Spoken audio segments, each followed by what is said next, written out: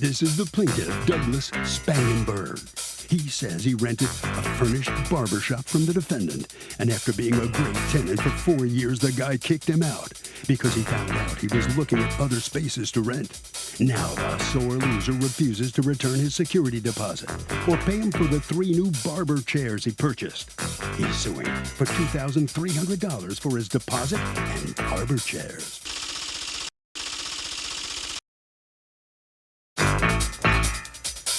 This is the defendant, Hisham S.C. He says the plaintiff caused major damage to his premises by adding additional stations. He left heaps of garbage behind, and all the walls needed to be painted. The damages are in excess of the monies he withheld, and if anyone's owed money today, it's not the plaintiff. He's accused of trimming a tenant. The defendant has filed a countersuit for $1,905.66, the amount he's owed for additional repairs. All parties, please raise your right hands. The People's Court is now in session. The Honorable Judge Marilyn Milian is now presiding. Litigants have been sworn, Your Honor. Thank you, Douglas. Okay.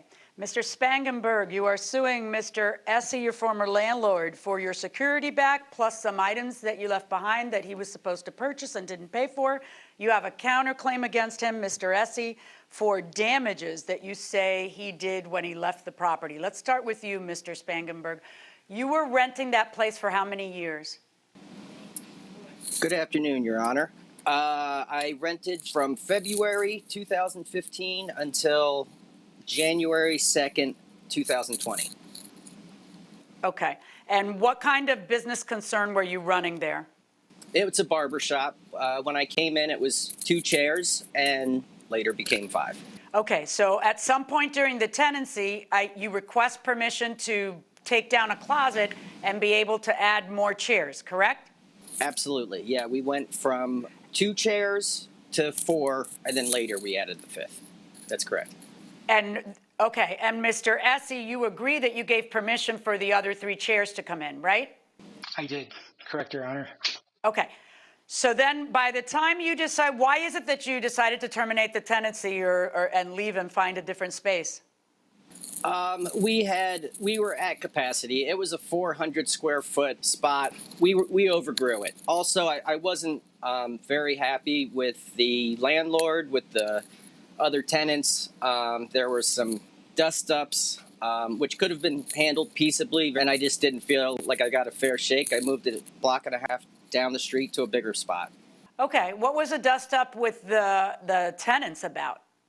Parking, always parking. The upstairs neighbor was very upset that people were parking in his spot, to the point where we had an altercation and he punched me in the face. Are you kidding? Seriously? Were the police called? He's a 65-year-old man. I didn't want to get it involved. I did call the police after he tried to break into the shop after an altercation with the music that he thought it was too loud. I agreed, and then he just kept pushing. All right. So you got to go, and you left. Now, at some point, you communicate with the landlord to see if he wants to purchase, what is it, the 3 extra chairs? Exactly. What had happened was I told him I was leaving. He didn't like the timeline in which I was leaving. So I negotiated an extra couple months. He wanted me out in October. I negotiated until basically January 2nd. I paid a premium of $300. What's basically January 2nd? December 31st? Were you supposed to leave December 31st?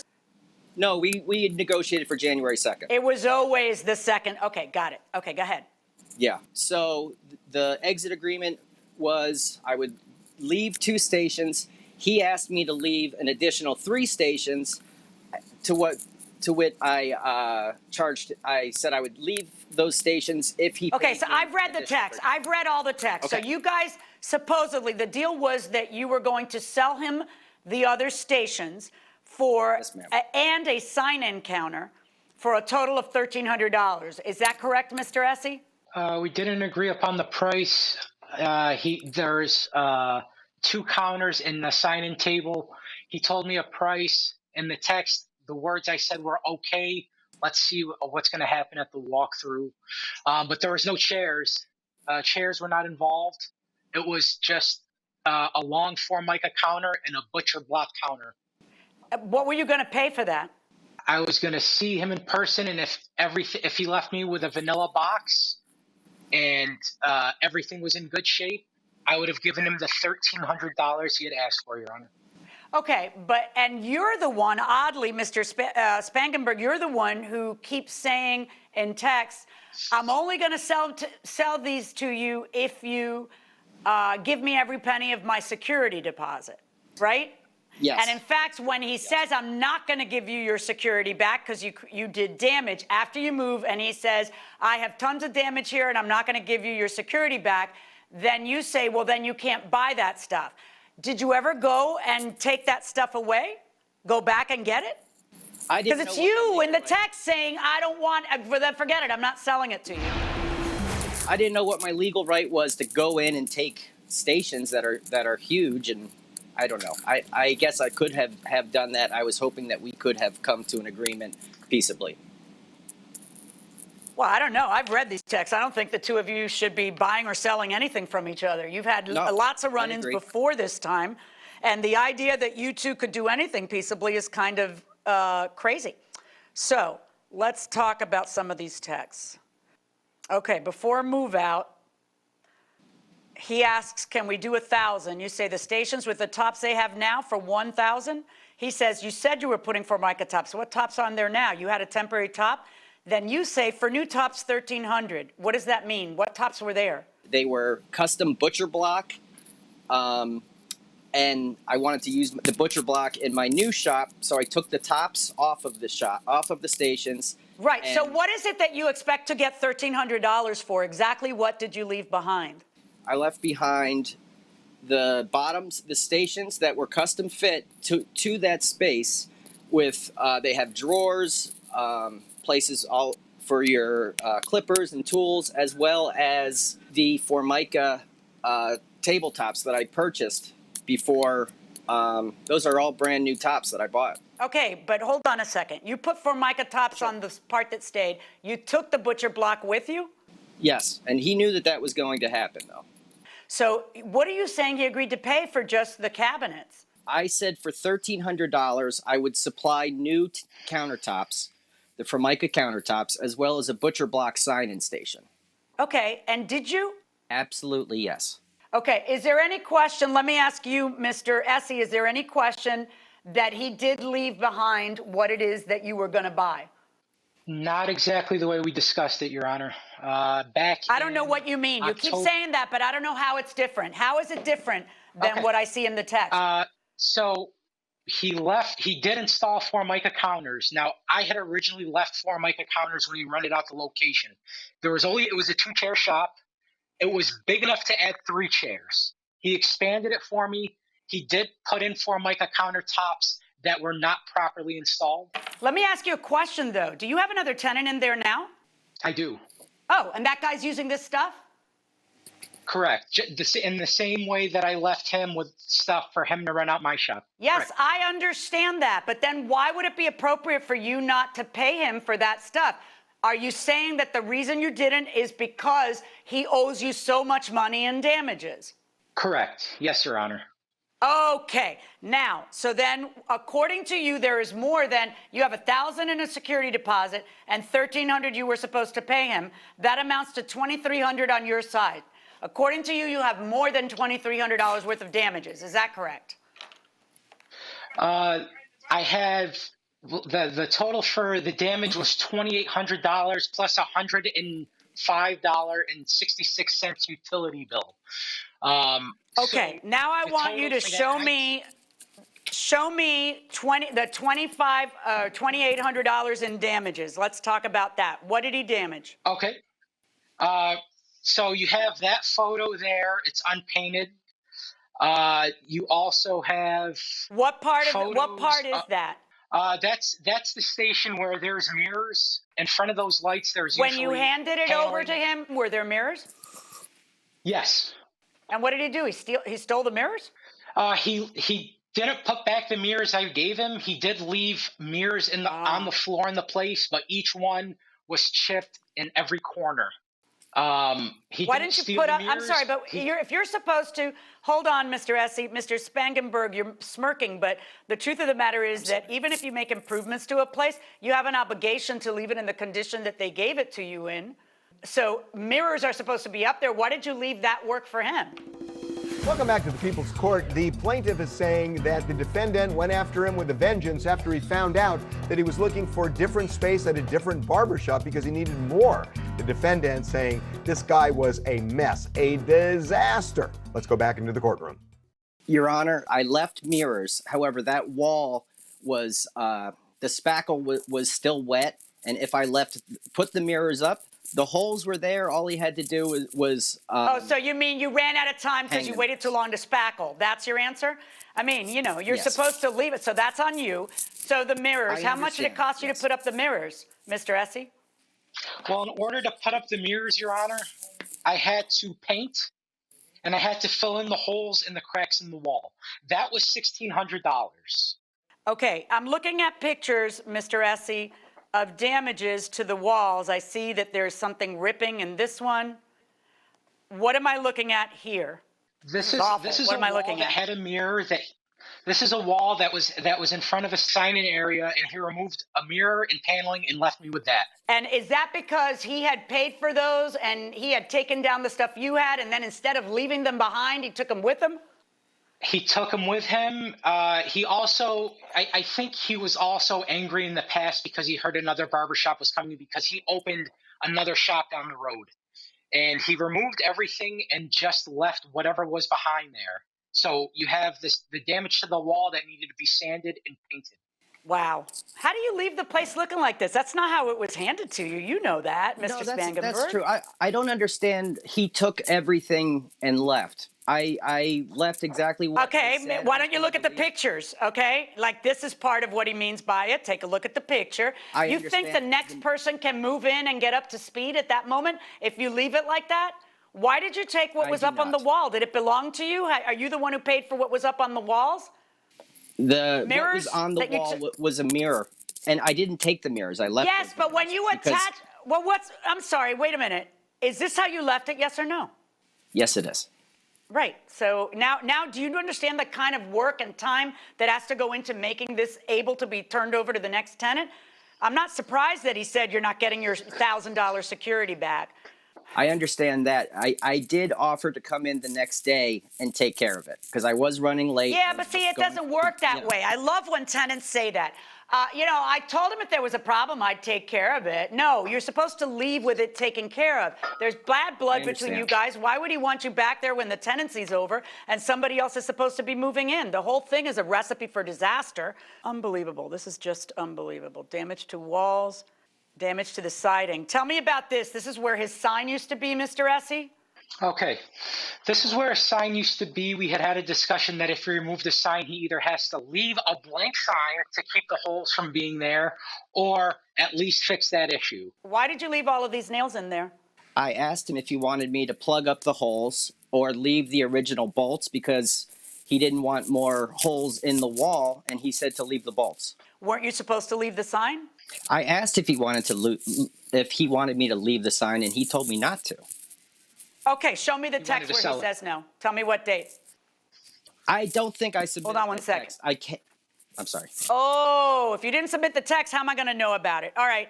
Now, let's see some more of the damage. Okay, let's see some more of the damage here. Hold on. That's the bathroom. That's a tub in the bathroom. Why would you leave it looking like that, Mr. Spangenberg? To be honest, I thought he was going to give me time to come back and clean it. I thought by the time we were Why would he come back and clean it? You're already there till January 2nd. Your time's up. You're right. You can't possibly think anybody's ever going to tolerate as an answer, oh, I thought he'd give me time to do what I didn't feel like doing, which I was supposed to do before I left. Those are the damages in the bathroom. These are the damages to the floor. I guess that's where the closet wall was. From the mats. Correct. That's where the closet was. Those are stains on the floor that needed to be buffed out. That's hair left in the vents that were never blown out, that we smelled burning when we went to go turn it on to test it to make sure it worked. This is damage to the siding. We talked about the sign. And this hole in the wall is where? In the bathroom. Bathroom. You're going to paint the walls and we'll meet at 11 on the 2nd, or do you want to do the 1st? And you say to him, Mr. Spangenberg, this deal is contingent on me getting 100% of my security deposit back. If you take any of it back, I'm taking the stations with me.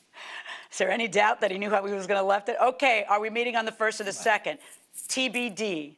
He tries to talk to you about getting paid. You say to him, talk to my lawyer. He says, there's a $2,800 invoice solely for fixing repairs for the damages you made. Do you have proof that you paid the $2,800 that you're talking about? That one, I don't have a receipt for that, because what I ended up doing was taking the $2,800 and I deducted it from the new tenants, because they have a contractor. We deducted it from their new lease. So I ended up breaking it over. Do you have time, proof so that I you wore did the that? rent for them. Yes, yes. How would you be able to, no wait, how would you be able to prove that? I could send you a copy of their lease if you'd like also. Mr. Essie, if I see a rent reduction on the lease, how will I know that it has to do with the construction? That I can't say that it's on the lease. There's certain attachments on the Yeah, lease. you for see, what I that I provided. deal in proof, so I want to see proof, or else I'm going to do what I do best, which is guess. Okay, now you have a counterclaim against him where you're suing for $105.66, which you agree you owe, but you keep saying over and over again that I'm not paying that till you give me my money on the other stuff, along with a lot of other very colorful language of things that you are calling him in your anger. What I'd like to know is this. That is your utility bill. You don't deny that, right? No, ma'am. Absolutely. Okay. You, sir, say there's $2,905.66 worth of damages, minus $1,000 for the security deposit, leaves $1,905.66 that you're suing him for here today. But you're not taking into account at all the fact that you have $1,300 worth of stuff that he left, which, yes, maybe I deduct because it wasn't in great shape. I saw what you were trying to tell me, but why would you get to keep it entirely? What you should be doing is telling him remove all this stuff. If the new tenant is using it, the new tenant is using it. So why is it you shouldn't also give him credit for the $1,300? That's what I don't understand. Because the things he put in there weren't properly put in there. The quality wasn't nowhere near what I left him. The mirrors that I did leave him with were custom. Then why don't you ever say in a text, if that's the reason, then why don't you ever say in a text, pick up your stuff? Why don't I see Honor, all? Yeah. He never showed up to the walkthrough one. Sorry to say, he never showed up to the walkthrough one. For the past 4 years, it's been a nightmare with the fact that he had an altercation with everybody, including Okay, me, I don't want to hear this. I asked you a very simple question. Did you? If your answer is, I didn't want this stuff because it's worthless, then I expect to see a text from you where you say to him, come and pick up your stuff. I'm not buying it. It's worthless. But it's not worthless. You and I both know it's not worthless. And instead, everybody here just acts out of their own self-interest. And you decided you would keep the stuff and your next tenant would use it, and you weren't going to pay him because, as you told me earlier, oh, wow, I'm not going to lose more money. He owes me all this money. So you were holding that money hostage to the damages, which I get. You're not supposed to do that. But I'll sort this all now, and I will be giving him credit for the $1,300.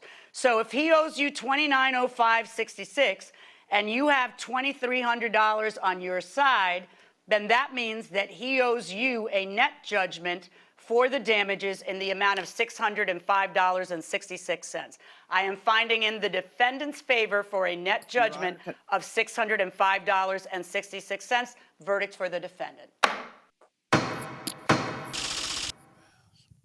So the defendant prevails, surprisingly. Let's talk to the plaintiff, Mr. Spangenberg. Mr. Spangenberg, what do you think just happened? Hi. How would you describe it? It's baloney. He didn't fix the things that he charged me for. Well, that's the judge's decision. I'm sorry, you're going to have to live with it, okay? He's going to get I'll live with money. it. Thank you. All right, Mr. S.A., you won the case, not by much, but you won. How do you feel about it now? This is quite an involved case. Sir, the biggest win is the fact that this guy is out of my life. To be honest with you, I know there's a virus going on right now, and it's scary. But to me, this guy was like the virus in my life, and I finally got a cure for it. Yeah. Well, very interesting indeed. All right, congratulations. He's like a virus. That's a pretty interesting description. All right, that'll wrap it up for this case. Fascinating case. Let's join Judge Milian and her husband, Judge John, now for more of After the Verdict. Marilyn, sometimes as a judge, you sit there and you hear a case and there's just stuff getting flung all around the courtroom and it's just this big mess, and you try to sort it out and find some kind of rough justice out of this mess. And it's I get the sense that that's kind of what you were trying to do here. All the time. That's like my job all day long, both at home and at work. But, you know, the thing is, like, these two guys, I have a very distinct sense that both of them were very in it for themselves. And it was contentious from way back. And all of a sudden, they're negotiating purchasing something. I mean, that was a recipe for disaster as it is. And you know that as I sat there and I showed each picture of how... They kind of played each other. They do. They played each other. They're both players. But there was a very significant amount of damage. When he says, well, he hasn't fixed any of it, that's really not up to you, is it? No. I mean, the issue is, do I get that much in damage because you created that much in damage? And when you're a tenant, whether it's a commercial space or a home, you do improvements without the landlord's permission and assent at your own risk. You don't know at the end of the day whether you're going to have to destroy it all, make it exactly as it is, or it's going to be deemed some sort of an improvement and the landlord's not. And to be honest with you, the fault was really of the defendant when he gave him, because the defendant acknowledges he gave him permission to expand. What he should have done is, in writing, said, you can expand all you want, but those are fixtures and they stay with the property. Right. And he had leverage to kind of negotiate that then, and he didn't. And there you have it. Rough justice.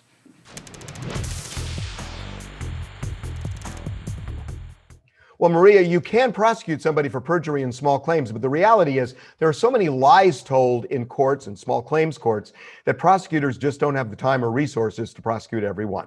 That will do it for this case. Litigants for the next case on the way into the courtroom right now.